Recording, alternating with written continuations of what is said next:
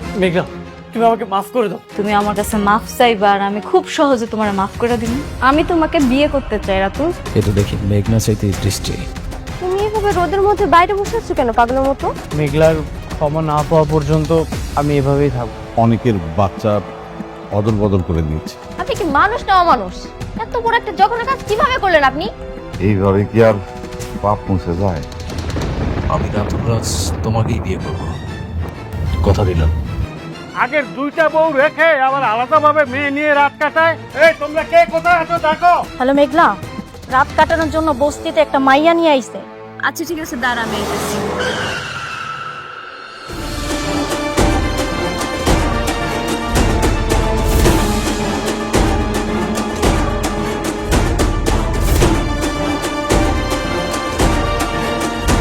বাহ, এরা তো আমগো পুরান মানুষই। কি ব্যাপার অনেক শান্তাকে নিয়ে আসছো যে? বৃষ্টির কি হয়েছে? বৃষ্টিকে আর ভালো লাগতেছে না? না ভালো লাগবো কেমনে, স্বাভাবিক না, পুরান হয়ে গেছে না। মেঘলার মতো বৃষ্টি এখন পুরাতন, নতুন মানুষের খুব আদর যত্ন করতেছে দেখি। ভালো। কি কি বলছো এসব? শান্তা এখানে কেন আসছে আমি কিছুই জানি না, বিশ্বাস করো। আরেকটা কথা, আপনাকে সবাই রে কয়ে যেতেছি, অনেক এখানে যা খুশি তা করুক, আপনারা কেউ আমারে আর ফোন দিবেন না। অনেক যদি মইরাও যায় না, ওর লাশটা দেখার জন্য আমারে আর কেউ ফোন দিবেন না। আপনাকে মনে থাকে যাতে। আচ্ছা না, হাত ছাড়ো বলতেছি। খবরদার তুমি আমার আর স্পর্শ করবা না। তুমি আমার স্পর্শ করার অধিকার ওই দিনই হারাইছো যেদিন আমার সন্তানের তুমি অস্বীকার করছো। ওর যা খুশি হোক, তুমি মইরা গেলেও না আমার এখন আর কিচ্ছু আসে যায় না, বুঝছো তুমি?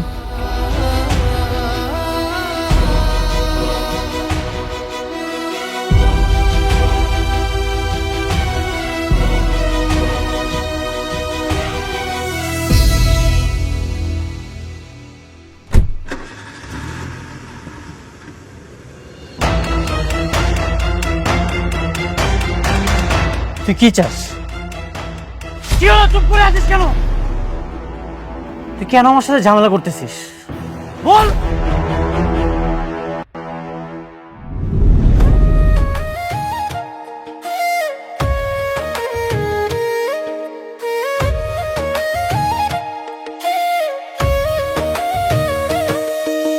ভাগ্যগুনে পাইলাম তোমায়, ভাগ্যে তো আর রইলা না। দুঃখে আমার বুক ভেসে যায়, সুখের দেখা হইল না। তবু আমি তোমার আশায় কাঁদি দিবারাত সুখে থেকো, ভালো থেকো গরি ঘরে রাজপুত্রে। ও সুখে থেকো, ভালো থেকো গরি ঘরে রাজপুত্রে।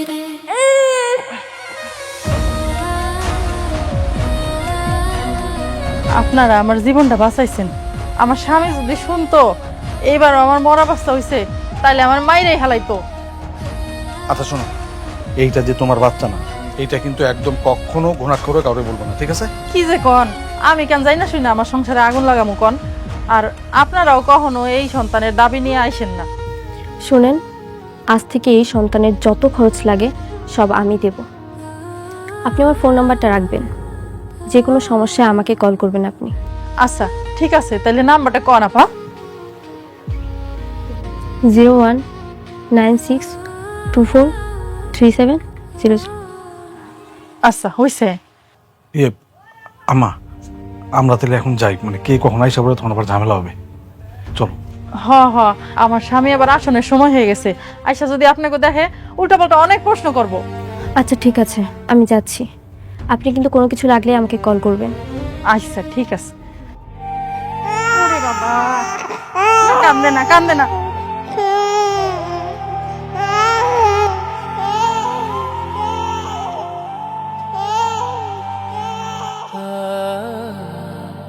কেন এই বাচ্চা কাঁদতেছে কেন? ও দুধ খাসনি? ঠিক মতো দুধ খাস নে, ঠিক মতো যত্ন করবি। একমাত্র সন্তান আমার, তোর যদি যত্ন ঠিক মতো না করিস তোর কিন্তু খবর আছে। কাজটা ঠিক হলো না আঙ্কেল, আমার বারবার মনে চাচ্ছে অনেককে গিয়ে সব বলে দিই। একদম খবরদার, এই কথা তুমি মাথায় আনবে না। অনেককে যদি তুমি এই কথা বলো, অনেককে সারা জীবনের জন্য হারাবে। আর অনেকের বউ মেঘলা সোজা আমাদেরকে নিয়ে জেলে ঢুকিয়ে দেবে। আরো কিন্তু এত বড় একটা সত্যি। চুপ থাকো, কিচ্ছু হয়নি, আসো।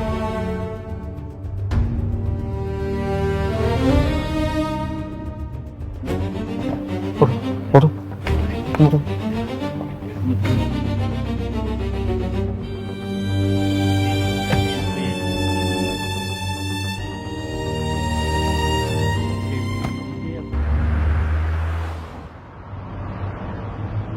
এটা আপনি কি করলেন? হ্যাঁ, আমি আপনাকে ডিজাইন দিয়েছি একরকম আর আপনি বিল্ডিং করলেন অন্যরকম। এটা হইলো কিছু?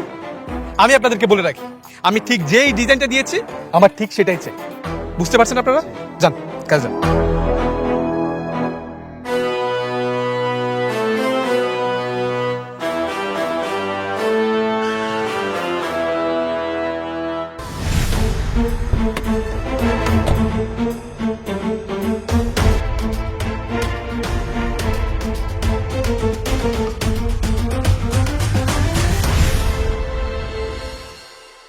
আরে কি ব্যাপার, আপনি এখানে? কেমন আছেন? এই তো ভালো, পাশ দিয়ে যাচ্ছিলাম। আমার এখানে প্রজেক্টের কাজ চলতেছে। তুমি কেমন আছো? আমি আমি কি আর ভালো না থেকে পারি? কেউ যখন উপর ওঠার সিঁড়ি পেয়ে যায় তখন তো ভালো না থাকার প্রশ্নই আসে না। ঠিক ঠিক, কথা ঠিক। তোমার সাথে তো এখন বৃষ্টি আর ওমর জাফর আছে, তাই না? হ্যাঁ, ওমর জাফর তো এখন আমার বিজনেস পার্টনার, তার সাথে এখন বেশি ডিল হচ্ছে। Good, very good. তো এখানে কি করতেছিলা? ও এখানে এখানে একটা শপিং সেন্টারের প্ল্যানিং হয়েছে, ওটারই কাজ করছি আর কি। গুড জব, মন দিয়ে কাজ করো, একদিন অনেক বড় বিজনেসম্যান হবা। হবা আমি জানি। অনেকের সাথে যতদিন ছিলাম তার কাছ থেকে আমি অনেক কিছু শিখেছি। বলতে গেলে তার কাছ থেকে আমার সবকিছু শেখা, এটা আমি কখনো অস্বীকার করতে পারবো না। বাদ দাও না, থাকে সব কথা। কেন? এক সময় তো তার সাথে কথা বলার জন্য, দেখা করার জন্য আমাকে খুব রিকোয়েস্ট করতেন, এখন কি হলো? করতাম, সময় পাল্টায় গেছে। আমার সন্তান মরার পরে আমি আর ওরে চিনতে চাই না, অনেকের নামটাও না আমি আর শুনতে চাই না। কাজ করতেছো, মন দিয়ে কাজ করো, দোয়া রইল, কিছু হইলে জানাই। চলো।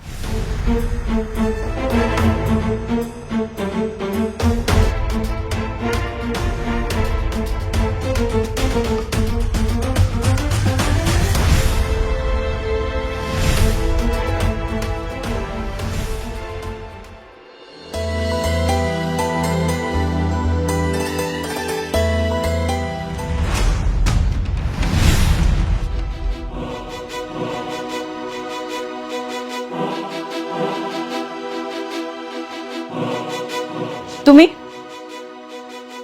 আমার অ্যাপয়েন্টমেন্ট ছাড়া আমার চেম্বারে বসে থাকার সাহস তোমার কে দিল? মেঘলা, তুমি আমাকে ভুল বুঝতেছো। সেদিন আমি শান্তাকে নিয়ে আসিনি, ঠিক তুমি চলে যাওয়ার পরে ও স্বীকার করেছে এই সব কিছু রাতুলের চক্রান্ত। তা আমি কি করব? আমার এগুলো শোনাতে আসছো কেন? তুমি কি ভাবছো আমি শালিমা চৌধুরী? তোমার মতো সস্তা বস্তি মার্কা লোকের কথা শোনার কোনো সময় আমার কাছে নাই। এই তুমি জানো না, তোমারে দেখলে আমার মৃত বাচ্চার কথা মনে পড়ে যায়। তারপর তুমি কেন আসো আমার কাছে? বারবার বলছি না তুমি আসবা না? কারণ আমি চাই না তুমি আমার থেকে দূরে থাকো। আমি তোমারে ভুল বুঝিনি। তোমারে দেখলে আমার খালি কোলটা উপহাস করে। তুমি আমার সন্তানের খুনি। তুমি কেন আসো বারবার আমার সামনে? আমি তোমাকে অনেক ভালোবাসি, সারা জীবন এইভাবেই ভালোবাসতে চাই। এই জন্য কিন্তু আমি সব কিছু ছেড়ে দিয়েছি। আমি এখন বস্তি দেখিয়ে আছি, সেখানেই পড়ে আছি। কোটি টাকার ব্যবসা, বিলাসবহুল জীবন, গাড়ি, সবকিছু কিন্তু ছেড়ে দিয়েছি শুধুমাত্র তোমার আশায়। আমি চাই তুমি আমাকে ক্ষমা করে দাও। তোমার মুখে ভালোবাসার কথাটা মানায় না। আর তুমি কি ভাবছো বস্তিতে গিয়া থাকলে সবকিছু ঠিক হয়ে যাইব? কোনো কিচ্ছু ঠিক হইব না। অনেক তুমি থাকো বস্তিতে আর আমি থাকি এসি রুমে। আমি এখন হয়তো বা শালিমা চৌধুরী, আমার অনেক ধন সম্পদ আছে, কিন্তু আমার মনের ভিতরে কি বইতেছে, আমি কতটা কষ্টে আছি সেটা তুমি বুঝবা। প্রতি রাতে আমি যে ঘুমাইতে পারি না সেটা তুমি কি করে বুঝবা কও? মেঘলা, আমি তোমার সেই পুরো ক্ষতটা সারিয়ে দিতে চাই। ঠিক আছে, তুমি দরকার হলে তোমার এই অফিসে আমাকে একটা চাকরি দিয়ে দাও, যে কোনো পোস্টে। এটার মাধ্যমে তো অন্তত আমি তোমাকে একটাবার দেখতে পারবো, সবসময় তোমাকে আমি সরি বলতে পারবো। তুমি আমাকে ক্ষমা করে দাও। তুমি এখন এইটাই চাও অফিসের সবাই আমার নিয়ে হাসাহাসি করুক, তাই না? না না, আমি এইগুলো চাই না। দরকার হলে আমি ভিখারি হয়ে যেতে পারবো, কিন্তু আমি বাইরের মানুষটা হতে চাই না। এসব অবাস্তব কথা বলতে আসবা না। তোমার মতো খুনি আর অকৃতজ্ঞরে আমি চাকরি দিতে পারবো না। এটা শালিমা গ্রুপ অফ কোম্পানি, তুমি মনে রাখো। মেঘলা, অন্তত একবার। আমি মেঘলা না, আমি শালিমা। আমার কাজ আছে, তুমি এখান থেকে যাও। যাও বলতেছি। কি হলো, কথা শুনতেছো না? যাও।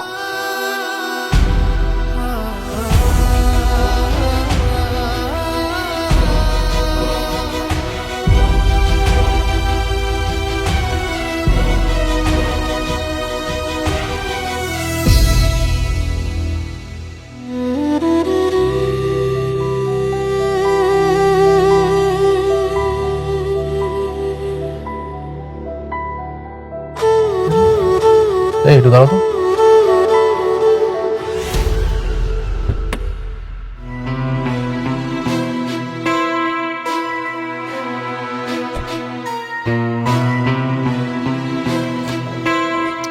আরে বন্ধু, তুই এই তীব্র রোদের মধ্যে একা একা হেঁটে যাচ্ছিস, তো তো শরীর খারাপ করবে।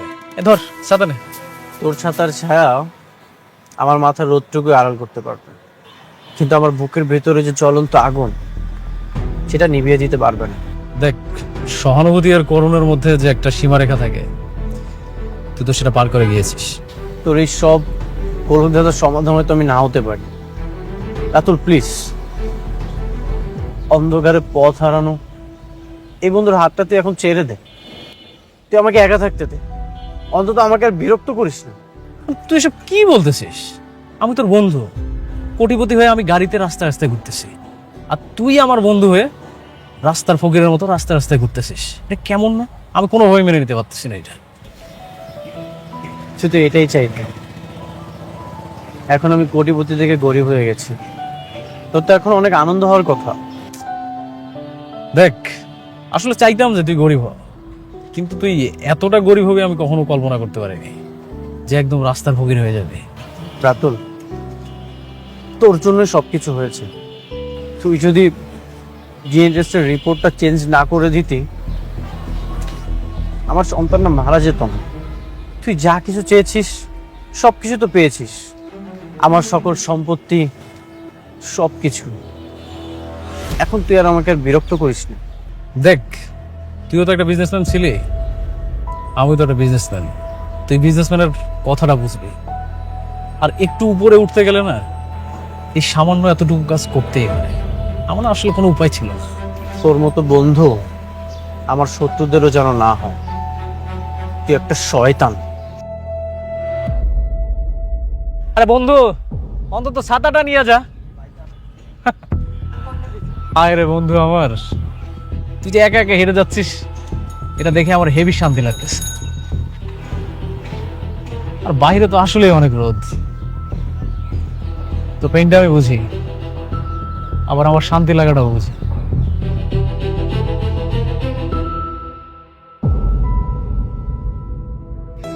মারে দেখ তো, ঠিক আছে না? হ, ঠিক আছে আব্বা। ঠিক আছে না? সোজা আছে তো? বাস। আচ্ছা, ছবিটা এখানে না রাখলে হইতো না। তুই তো সারাদিন এই ছবিটা দেখবি আর মনে মনে কষ্ট পাবি। দরকার আছিল আম্মা, মানুষের তো কষ্ট পাওয়ানোর লেগে একটা স্মৃতি লাগে। আমার কাছে আমার সন্তানটার কোনো স্মৃতি নেই। আমি কি লেগে বাচ্চা রয়েছি, এখন এই ছবিগুলো আমার সম্বল।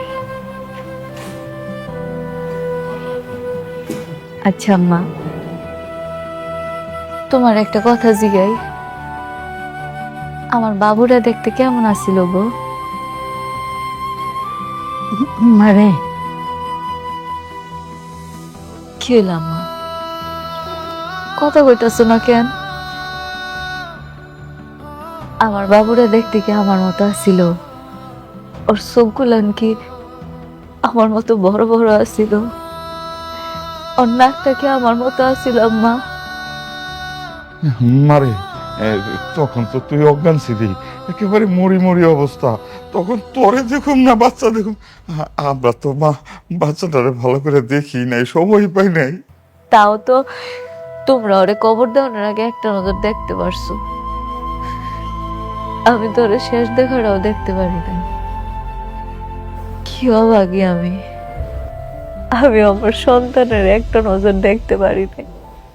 মারে কষ্ট পাইস না, আল্লাহ যা করে মঙ্গলের জন্যই করে। আল্লাহ কি ভালো লেগে করলো মা, আল্লাহ আমার কি ভালো করলো, আল্লাহ আমার কেন বাঁচায় রাখলো। আমি আমার সন্তানের একটা নজর দেখতে পারি নাই। একদিকে কষ্টের আর কিচ্ছু হইতে পারে না। আমি প্রত্যেকটা রাত্রে ঘুমানোর সময় আমার সন্তানের মুখটা দেখতে পাই না। আরে মানুষ তো মরে গেলে একটা স্মৃতি থাকে, আমার সন্তানের এই স্মৃতিটাও নেই আমার কাছে। আমি কি আঁকড়ায় ধরা কাঁদবো, আমি কি আঁকড়ায় ধরা বাচ্চা থাকবো, আমার কিচ্ছু নাই। আল্লাহ আমার এত বড় শাস্তিটা কেন দিল?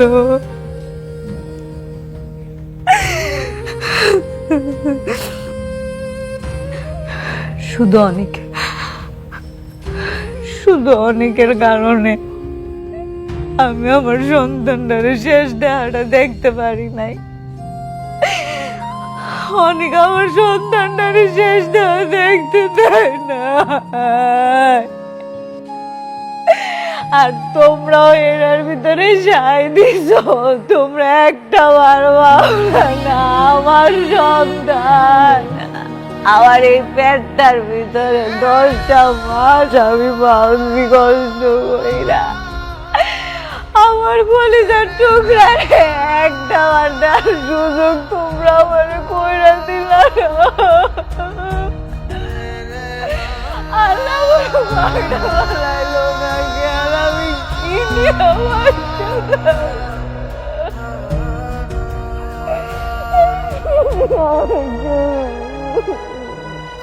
কিছুই শেষ হয়নি বাবা, বাচ্চাটা এত সুন্দর, একদম অনেকের মতো চেহারা। মা এখন এসব বলে কি হবে বল? সন্তানকে তাদের বাবা মার কাছে তো আমরা ফিরিয়ে দিতে পারবো না। বাবা তুমি একবার ভেবে দেখো, আমার সন্তান হবে না, এটা শুনে আমার কত কষ্ট। আর যার সন্তান হয়েছে জীবিত আছে, তবুও তার সন্তানের কাছে যেতে পারছে না, তাহলে তার কত কষ্ট। কষ্ট আমারও লাগছে, আমি তোর কষ্টটা বুঝতে পারছি, কিন্তু মা দোয়া কর যাদের কাছে সন্তানটা আছে তারা যেন তাকে সুন্দরভাবে মানুষ করতে পারে, ভালোভাবে লেখাপড়া করাতে পারে। দোয়া করিস আর সবসময় খেয়াল রাখিস। আমি অনেকের এত কষ্ট দেখেও কিছু বলতে পারছি না। আমার যে কি কষ্ট হচ্ছে বাবা, আমি তোমাকে বলে বোঝাতে পারবো না। আমি বুঝতে পারছি রে মা, দেখ চেষ্টা করে দেখ অনেককে এ বাড়িতে আনা যায় কিনা, তাহলে অন্তত অনেকের কষ্টটা কমবে। ঠিক আছে মা, মন খারাপ করিস না, আল্লাহ সব ঠিক করে দেবে।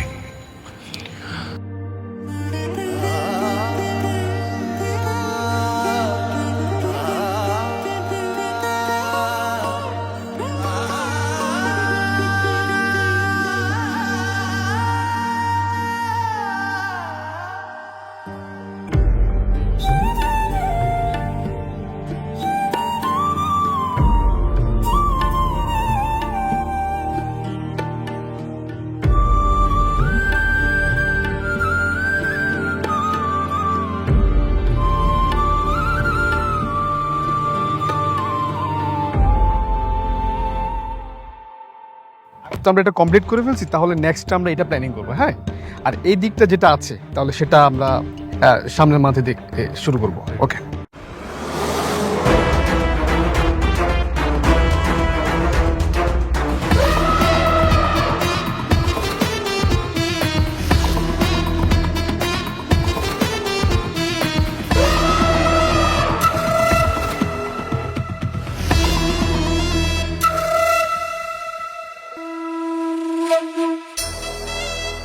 সাবির, জলে নেমে কুমিরের সাথে লড়াই, সাইড থেকে তুমি আমার লোক নিয়ে আসছো কেন? জলে নেমে কিভাবে কুমিরের সাথে লড়াই করতে হয় সেটা তো তোমার কাছ থেকে শেখা। কেন তোমার মনে নেই অনেকের কাছ থেকে তার সব শ্রমিক তুমি নিয়ে এসেছিলে? টক্কর, আমার সাথে টক্কর দিলে তার পরিস্থিতি কি হয় তুমি অনেকটা দেখে বুঝতে পারো নাই? পরে সামাল দিতে পারবা? আমার লেভেলটা না তোমার মতো এরকম নিচু স্থানে না। আমার কোম্পানির লেভেল এখন শালিমা বিল্ডার্স গ্রুপের মতো হাই।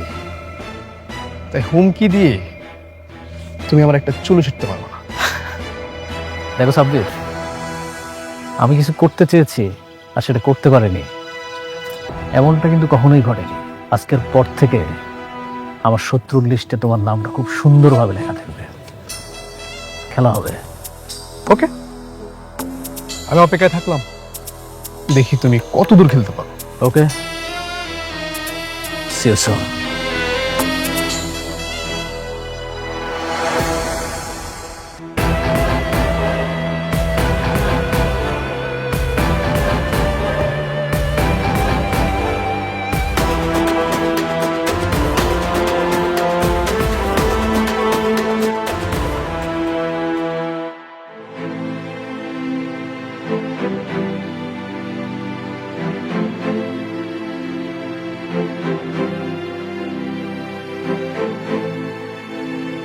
এর আগে চাকরির অভিজ্ঞতা আছে?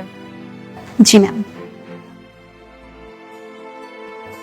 দেখুন, শালিমার গ্রুপের প্রধান শর্ত হচ্ছে নম্রতা এবং ভদ্র ব্যবহার। আপনাকে এটা মেনটেন করতে হবে। আমি আমার সর্বোচ্চ চেষ্টা করব স্যার। আশা করছি কোনো ধরনের অনিয়ম হবে না। Thank you. আপনার কাজ হইতেছে আমি যা কিছু করি সব কাজের আপডেট রাখা। বলতে পারেন আপনি আমার অ্যাসিস্ট্যান্ট। জি ম্যাম, বুঝতে পেরেছি। ম্যানেজার কেউ? জি ম্যাম। তাহলে আপনার চাকরিটা কনফার্ম করা হইলো, কালকে থেকে জয়েন করেন। Thank you so much. ঠিক আছে, আপনি এবার আসতে পারেন। Thank you. আসসালামু আলাইকুম।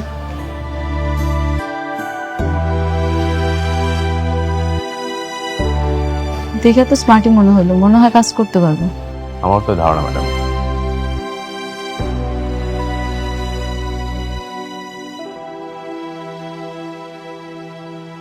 Hello baby. আমার চাকরি তো হয়ে গেছে। শালিমা আমাকে তার পার্সোনাল অ্যাসিস্ট্যান্ট হিসেবে চাকরি কনফার্ম করে দিয়েছে। ভেরি গুড, তাহলে তার কোনো বাধা নেই। শোনো, তোমাকে আমি ঠিক যেভাবে যেভাবে বলেছি তুমি ঠিক ওইভাবে করবে। Okay baby. Okay baby.